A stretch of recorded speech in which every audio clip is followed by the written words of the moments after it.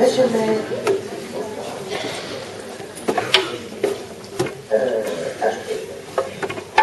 Madame la directrice des services académiques, Madame la déléguée, chers collègues, chers anciens, chères anciennes, il y en a beaucoup dans la salle. Il y en a beaucoup. Chers collègues, chers élèves, nous avons, il faut que je vienne proche, loin, proche, comme ça. Parce que la dernière fois, je me suis fait bomber. Nous avons l'immense plaisir et le privilège d'accueillir ce soir Madame Diane Curis.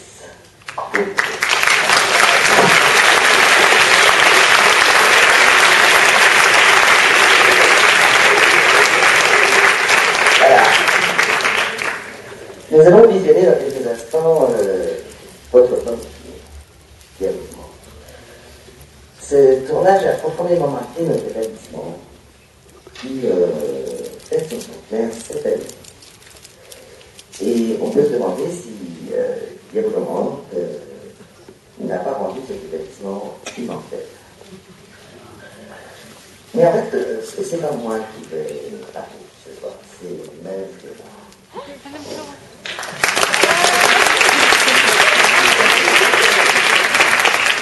mais avant de laisser la parole, je tenais à remercier particulièrement le documentaliste et plus particulièrement la sociographiste.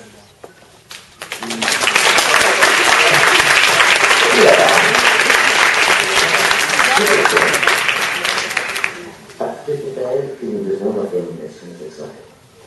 Et je vous souhaite une très bonne soirée.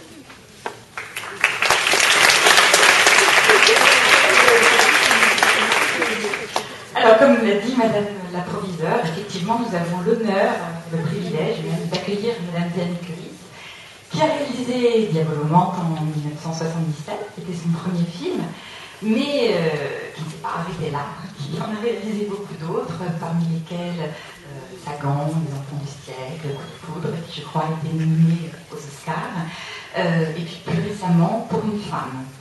À ces occasions, à chaque fois, elle a fait travailler de grands acteurs. Alors, je ne vais pas tous les citer, mais bien on pourrait citer Isabelle Huppert, Benoît Machinel dernièrement, Sylvie Testu, Jean-Pierre Bacry, Guy Marchand. Et très récemment, dans son dernier film, Nicolas Duvauchel, qui est un ancien élève de Jules. On l'a pas dit. Donc, effectivement, nous sommes très honorés de vous accueillir, madame. Et en fait, ce soir, nous fêtons presque un anniversaire. Et il vous reviendrait, madame, de souffler les 36 bougies de votre premier film, Diabolomante, donc, qui est sorti en salle le 14 décembre 1977, donc dans 4 jours. Il aura 36 ans. Alors, comme l'a dit madame la proviseure, Diabolomante, ici à Jules Ferry, au lycée Jules Ferry, a un peu une double caractéristique.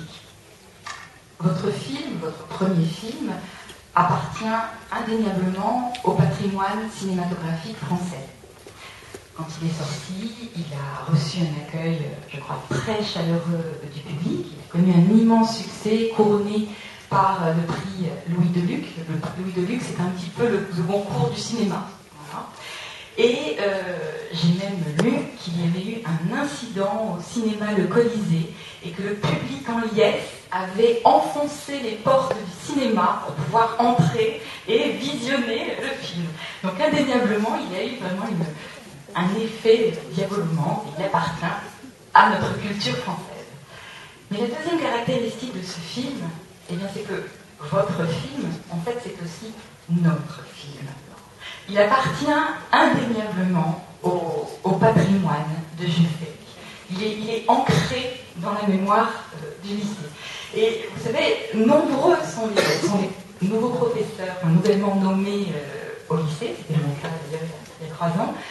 Nombreux sont donc les professeurs nouvellement nommés ou les élèves nouvellement inscrits au lycée qui anticipent leur entrée en visionnant votre film. C'est un peu comme un rite initiatique. On regarde Diabolomante avant d'arriver à Jules Ferry. Et puis, c'est la même chose en fin de parcours, c'est-à-dire que lors des départs à la retraite, notre président d'Amical, M. Salon pour ne pas le nommer, n'omet jamais d'offrir à la personne qui part à la retraite le film Diaboloman. Vraiment, c'est un monument, c'est ancré dans la mémoire de Jules Ferry.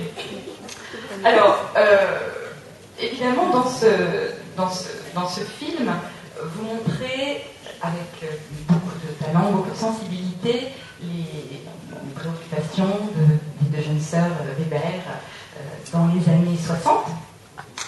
Vous décrivez effectivement aussi très très bien le contexte de ces années 60 dans un lycée qui à l'époque n'est pas encore mixte. Mais en réalité, bien sûr, aujourd'hui la société a changé. Les professeurs, les méthodes pédagogiques ont changé, enfin j'espère. Je sais en tout cas que Oran n'est pas encore prisé, par exemple.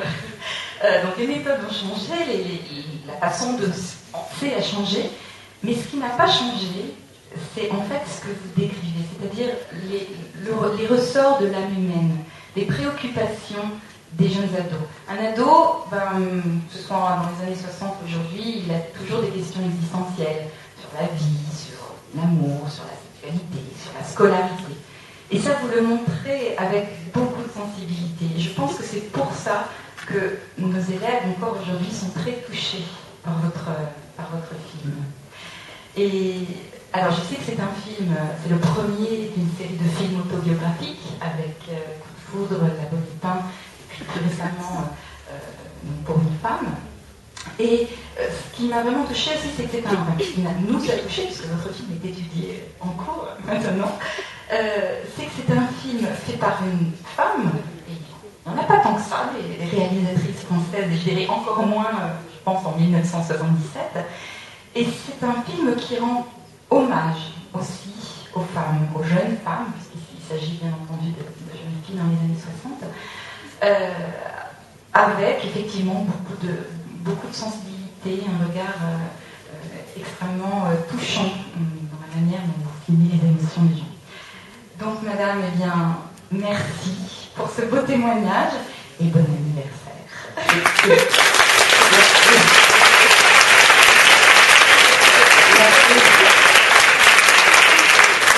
Merci mon anniversaire. Doublement bon anniversaire.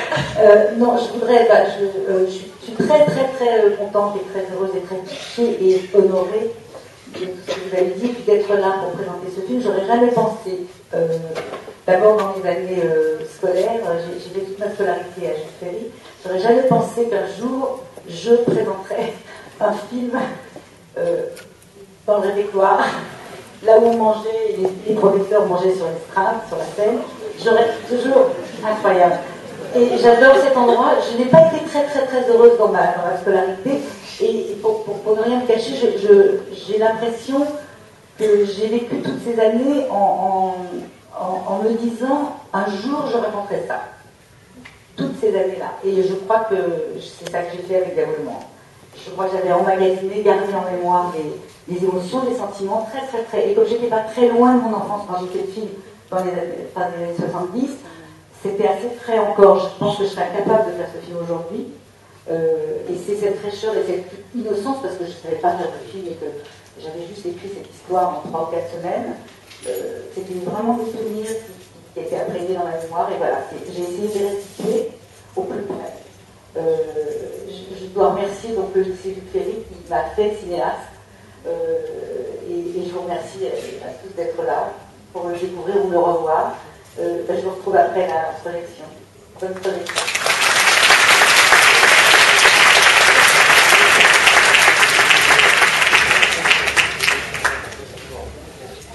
Par exemple, la scène dans le cours de dessin, quand il fasse le maquillage et tout ça.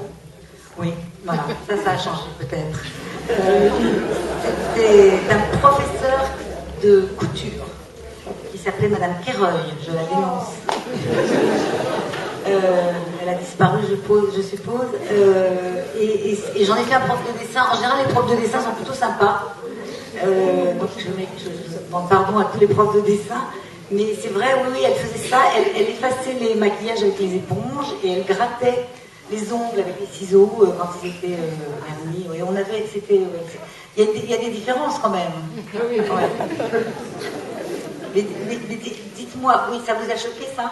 Ah oui, parce que vraiment aujourd'hui, c'est des choses, c'est clair que ça se fait. On avait quelques profs comme ça. Je les ai pas loupés, hein. Alors, moi j'ai fait ma scolarité dans les années 60. Enfin, j'ai commencé je suis rentrée en 6e, ça devait être en 60. Je regarde ma copine de classe, là, elle était en 5e avec moi. Maintenant, elle est médecin psychanalyste, mais je la connais. On était, c'était les années 60. Et j'ai fait le film en 77, donc c'était quelques années plus tard, mais pas tellement plus tard. Et quand je suis venue au lycée la première fois pour demander l'autorisation de tournage, je crois que j'avais l'air vraiment d'une élève. Et donc on m'a dit, mademoiselle, qu'est-ce que vous faites? Et je me suis tout de suite ressentie dans le même état que j'étais quelques années auparavant. Et donc c'était une reconstitution assez peu lointaine, quoi. Il y avait, je suppose, encore les mêmes profs, quelques-uns des mêmes profs au lycée Jules Ferry. Oui.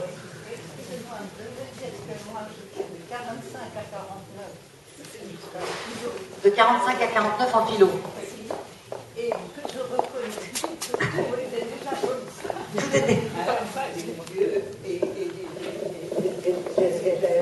Voilà, j'étais de 45 à 49 jusqu'en philo à Jules Ferry. Je suis rentrée à la Libération 4e jusqu'en philo.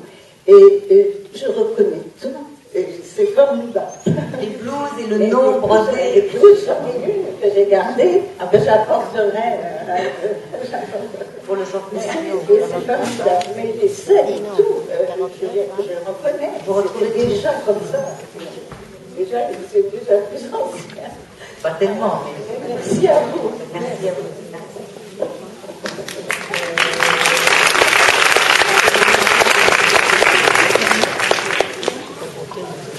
Oui, plusieurs générations, j'ai l'impression que plusieurs générations de gens du 9e se reconnaissent dans ce film. Qu'est-ce qui fait qu'un film devienne un film culte? On ne sait pas au départ. Il n'y a pas de réponse à ça. Vraiment, un film devient culte quand effectivement il devient tout à coup un phénomène un peu sociologique. Je me souviens que la sortie du film, c'était donc décembre 77. On a tout de suite senti qu'il y avait un mouvement parce qu'il rassemblait plusieurs générations, la mienne, et puis les gens qui avaient 13, 14, 15 ans et qui allaient au lycée. Et donc il y avait vraiment un grand panel de gens, enfin, mais expliquer ça, on ne peut pas l'expliquer. Il a correspondu à un moment, à une époque. C'est vrai que quand il est sorti, les gens se disent, mais vous l'avez pas vu? C'est comme le film de Guillaume Gallienne en ce moment, voilà. Bah, c'est un phénomène, il faut l'avoir vu. Vous ne l'avez pas vu, comment vous ne l'avez pas vu? Voilà. Il s'est passé la même chose. Un peu.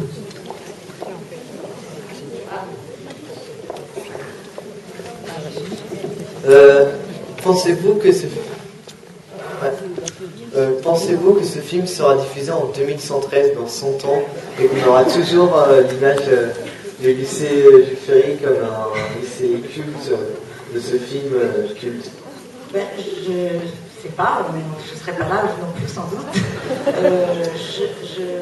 Pourquoi pas? C'est vrai que quelquefois quand on fait un film, on a l'impression de laisser une trace, surtout quand on fait un film comme ça d'époque. Bizarrement, c'est un film d'époque. C'était déjà un film d'époque en 77 quand je l'ai fait. Et c'est peut-être aussi pour ça qu'il avait cette distance. C'est plus difficile de faire des films contemporains qui restent. C'est un peu plus compliqué. Mais j'espère, oui, qu'il restera. Pourquoi pas.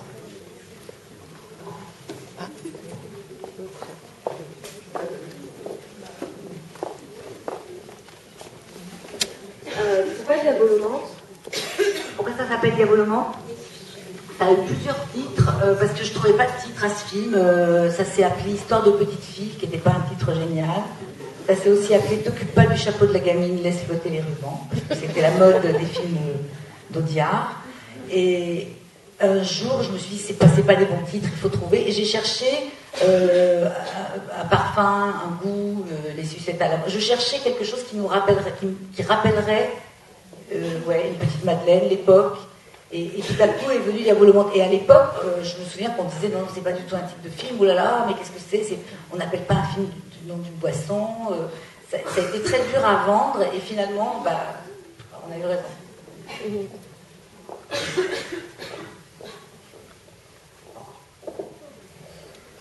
Bonsoir. Bonsoir. C'était pour savoir pourquoi Jules Ferry. Pourquoi Jules Ferry? C'est ça. J'aurais pas pu tourner ailleurs qu'à Jules Ferry. Enfin, j'aurais pas imaginé tourner ailleurs. C'est que j'ai vécu cette histoire ici. D'accord. Et imaginer un autre lycée, pour moi, c'était très difficile. Et j'ai eu la chance qu'on m'autorise, quand je suis venue la première fois demander à Madame le censeur, est-ce que vous croyez qu'on pourrait tourner un film dans votre établissement? Elle m'a dit oui tout de suite. Je ne sais pas pourquoi, j'ai eu beaucoup de chance. Et elle nous a laissé, elle nous a ouvert le lycée pendant tout l'été. Je ne sais pas si aujourd'hui ce serait aussi facile. Elle nous a laissé le lycée, si ça serait ouais. Et la jubilation et le plaisir qu'on a eu à investir les lieux, à faire tout ce qu'on n'avait pas eu le droit de faire, enfin moi personnellement, et mettre la caméra ici et descendre dans le réfectoire et aller dans les endroits interdits et monter sur les tables et changer le décor, c'était une jubilation. C'était pas une revanche, je ne me vengeais pas de mes années d'enfance, mais c'était vraiment très, très, très jubilatoire, très plaisant. Et il y a eu une atmosphère particulière pendant ce tournage. Toutes ces petites filles n'avaient jamais fait de cinéma, et moi non plus. C'était mon premier film, donc j'étais totalement innocente. Moi, je ne savais pas du tout que ça allait être mon métier vraiment. Moi, j'avais été comédienne avant.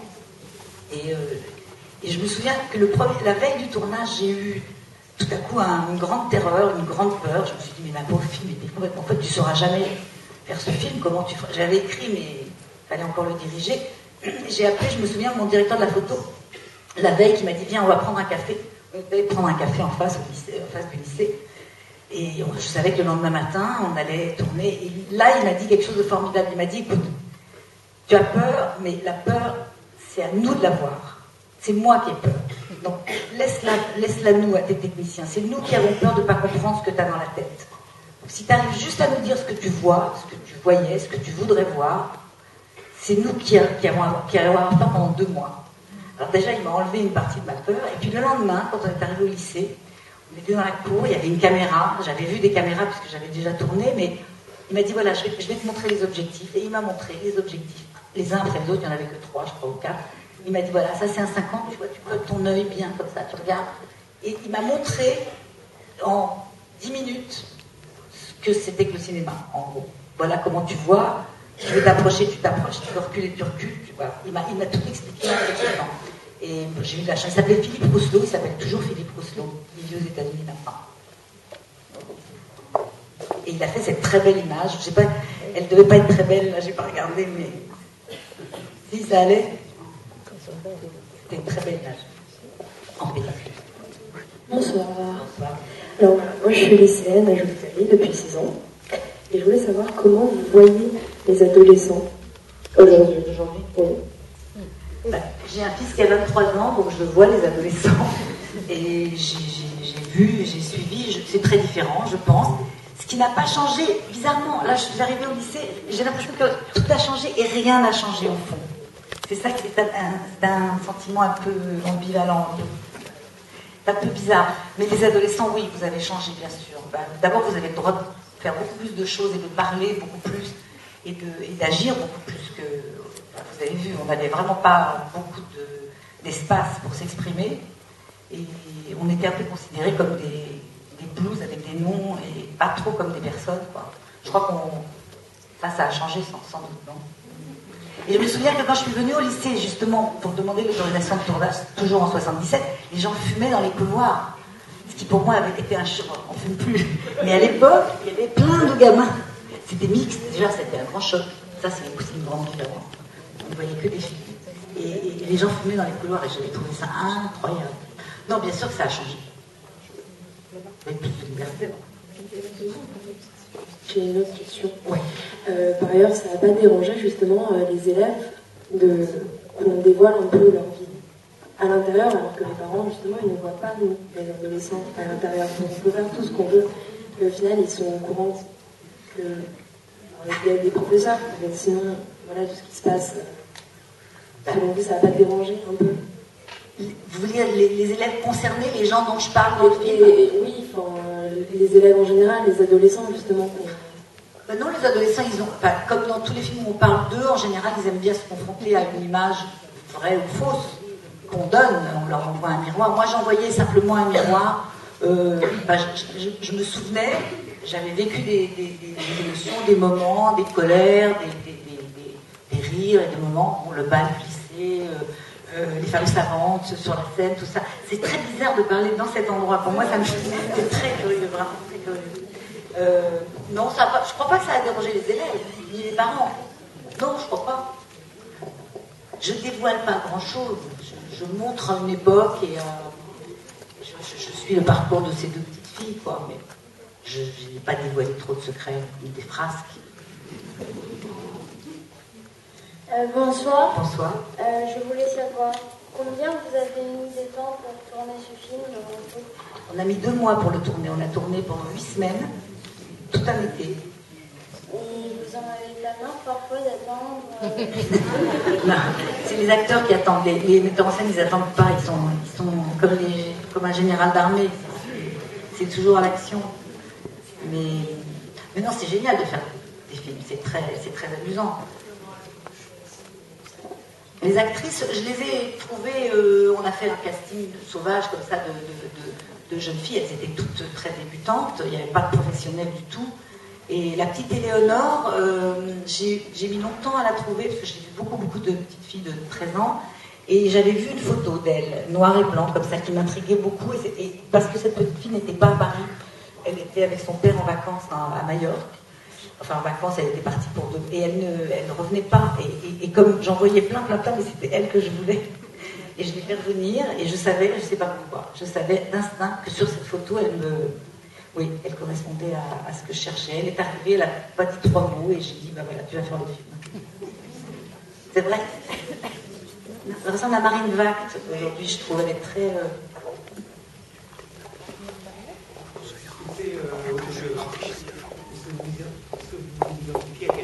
C'est très autobiographique. Oui, je suis la petite Anne.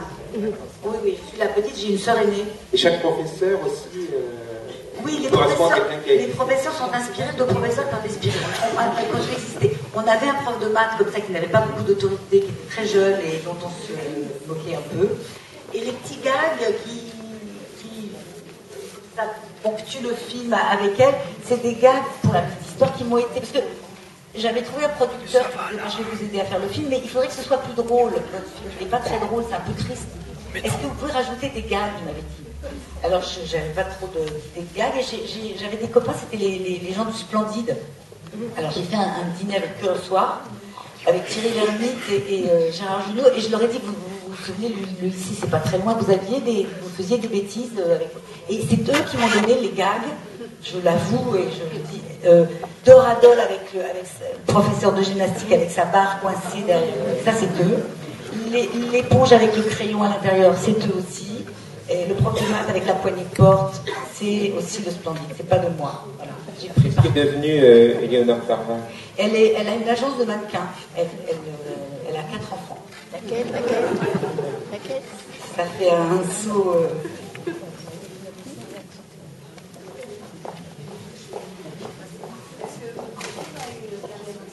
Est-ce que mon film a une carrière internationale? Il est sorti aux États-Unis, oui, ça a été le début de ma petite carrière américaine, avant Coup de foudre.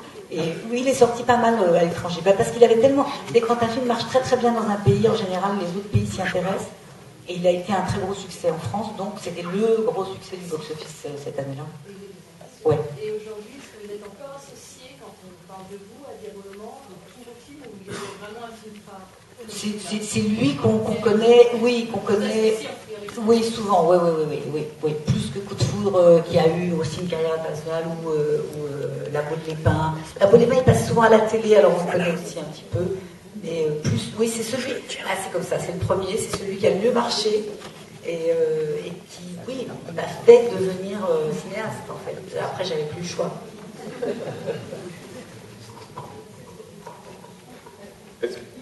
Bonsoir. Oui, pardon. Avez-vous déjà pensé à faire un remake ou une suite Un remake de Diabolomante. Parce que sans tête devenue. Non, j'ai jamais pensé à faire un remake de Diabolomante. Non, moi j'adore les films sur les lycées. Et j'aimerais bien qu'il y ait un film aujourd'hui sur.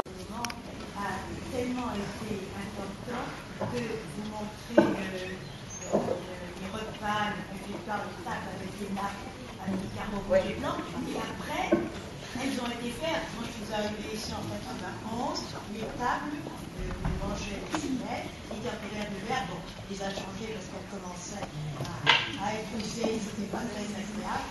Et c'est à cause de votre film. C'est à cause de moi. Que les tables ont été vertes. Ça a été le premier regard vu en arrivant ici dans cette salle. En tout cas, oui.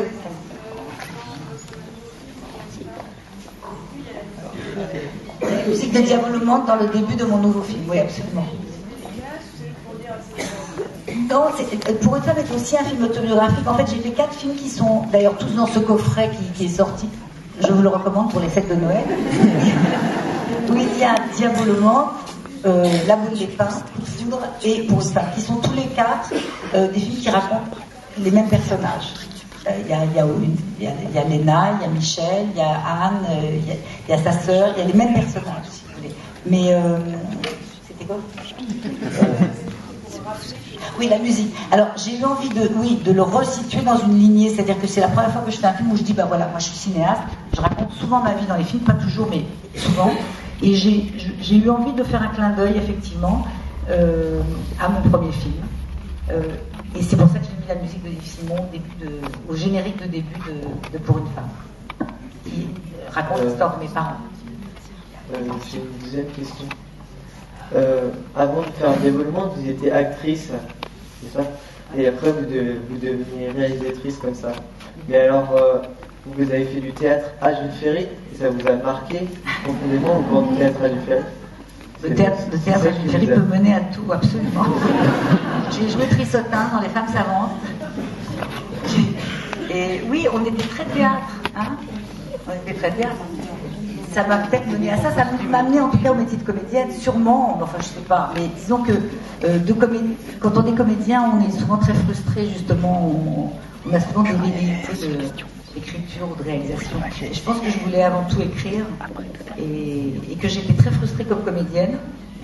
Je n'aimais pas ce métier. Donc il a fallu que j'en trouve un autre. Et j'en ai trouvé un autre. Moi j'ai une question aussi, j'ai une question d'histoire. En fait, je suis très marquée par la précision avec laquelle, dans Diabolomante, mais dans vos autres films également, vous reconstituez de manière très réaliste l'époque. Et je pense que c'est pas un hasard, je pense que c'est volontaire de votre part, et j'aurais voulu savoir comment vous faisiez. Est-ce que vous avez, je ne sais pas moi, comme Émile Zola, un carnet d'enquête? Comment faites-vous pour nous rendre un contexte aussi précis? C'est à la fois un travail de mémoire et de recherche, et puis on n'est pas tout seul quand on fait un film. On engage une équipe, et c'est aussi quand on parle, on cherche ensemble avec l'équipe de déco, avec l'ensemblier, celui qui est chargé de trouver les objets, avec le costumier. C'est un souci. Moi, j'aime ce souci du détail. J'aime me pencher là-dessus. Dans tous les films que j'ai faits, j'aime bien. Ouais, c'est un goût que j'ai. Mais c'est le moindre.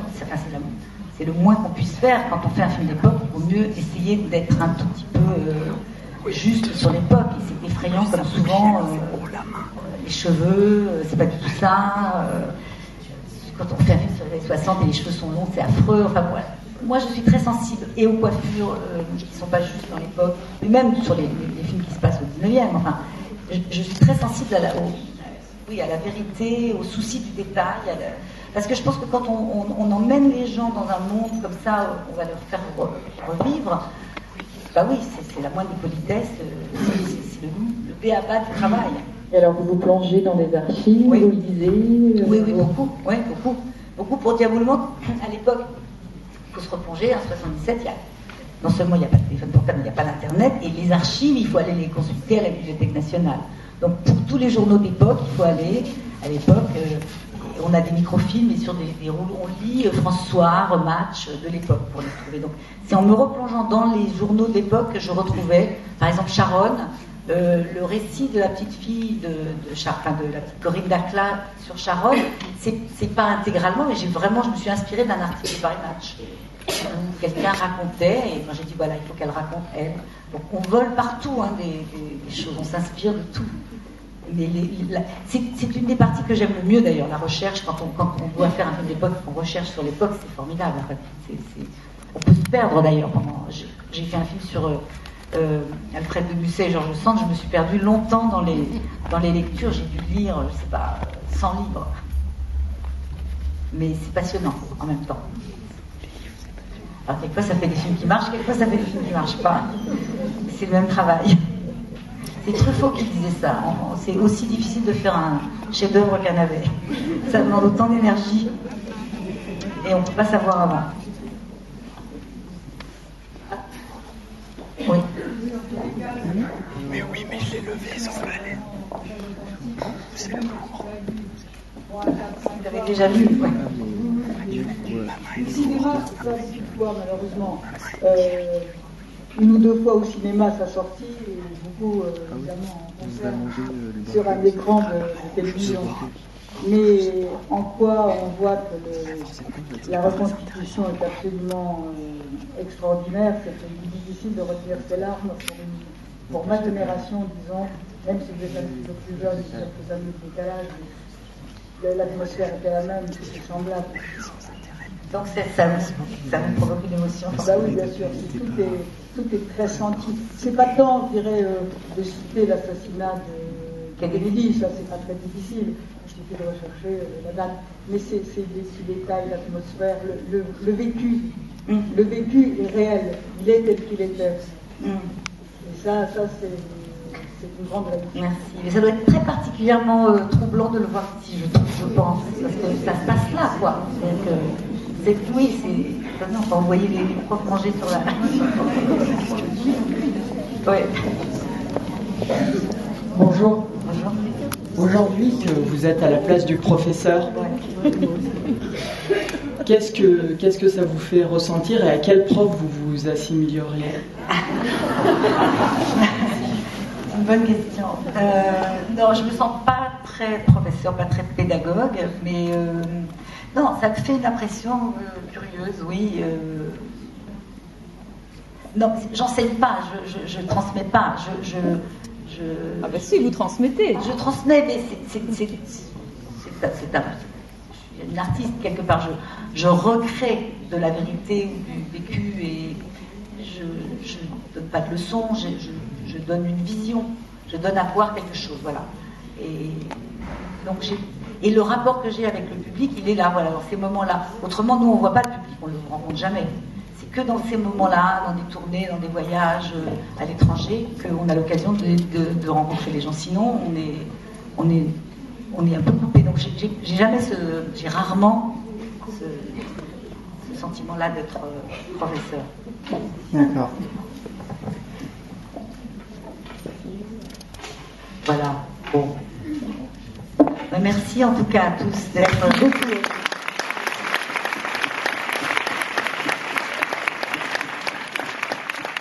Merci.